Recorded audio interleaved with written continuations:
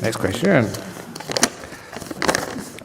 How is mentality materiality the condition for consciousness, depending arising? What's the difference between mentality and consciousness? Sometimes these words get sort of really messed up. It's nama rupa, they call mentality and materiality. What nama rupa really is the objects of consciousness. It's what you're conscious of.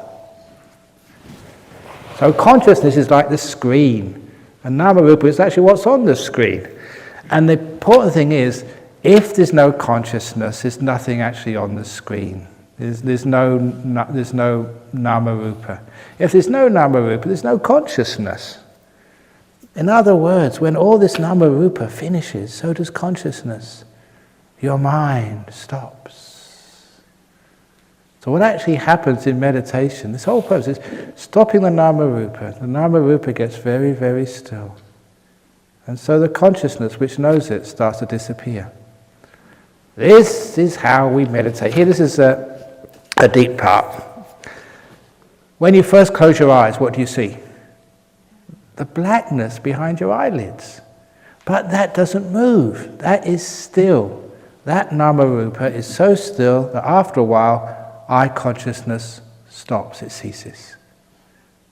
Because the nama rupa of eye consciousness is necessary to keep the consciousness there. If there's nothing to see, the consciousness turns off. Eye consciousness ceases when nothing's happening. So, you're not tasting anything, you're not sucking a sweet when you're meditating, so there's no taste. The taste is the same, the taste of your saliva. And because that doesn't change, the sense of taste turns off. As long as people didn't eat too many beans this morning, there's no change in the smell in this room. Which means that after a while the sense of smell turns off. Now you're left with the two difficult ones. The sight, smell and taste is easy to turn off. The hard ones are sound and physical feeling. And sound, we just have to try and live in a quiet place. And after a while, because the sound isn't changing, it turns off. You can't hear anything anymore. Just like that, when you got the fans or the aircon going. After a while, you can't hear it anymore because it's constant. Because it doesn't change, because it's still, if nama rupa doesn't change, its corresponding consciousness turns off. The body, and that's the hard one. So what do we do with the body? First of all, we sit still. We don't move. So because we don't move, the legs disappear, the arms disappear, the head disappears. But you know what's left moving? Your breath. That's why the breath happens whether you seek for it or not. When everything else finishes, the breath is the thing which is moving. So the job in meditation is to watch the breath and calm it down and calm it down until you get to the stage where the in-breath and the out-breath are just about the same. You can't make any distinction. Because you can't make any distinction between the in and out breath, it's so even that nothing is changing and the breath disappears. As it's supposed to, because nothing is happening. So the nama rupa corresponding to physical sense consciousness stops, so the consciousness stops. The two are dependent on each other. If sense consciousness has got nothing to be conscious of, then the consciousness stops. You've turned off the 5 sense consciousnesses. Now you've got to turn off the 6th consciousness. And that's actually what happens in the jhanas.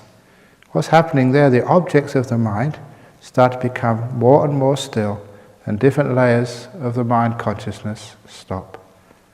And when you get to the arupas, that's when the mind really starts to disappear. Infinite consciousness, infinite space. I call it like unmeasured space. What's happening there, very similar to present moment awareness. In present moment awareness, there is no time at all. You're squashed between the past and the future. It's this moment of time called now. But when you get in there, it's like you've got all the time in the world. At last you're free. The timelessness, that idea of no time and time about to disappear is what it's meant by when space starts to vanish. In the first arupa, the consciousness starts to vanish. That's the infinite, or rather unmeasured consciousness of the second arupa state. And then, when that vanishes, there's nothing left. That's the third arupa, where you're aware of nothing. Because there's nothing to be aware of, the awareness starts to vanish. But before it vanishes, there's no more perception. But you can perceive there's no perception. That's why it's called neither perception or non-perception. Your mind is fading away. It's almost gone. And then it does go. At last, the sixth sense of mind is ceased. Because nama-rupa, its objects, are necessary for the consciousness to exist. When the objects vanish, so does the consciousness.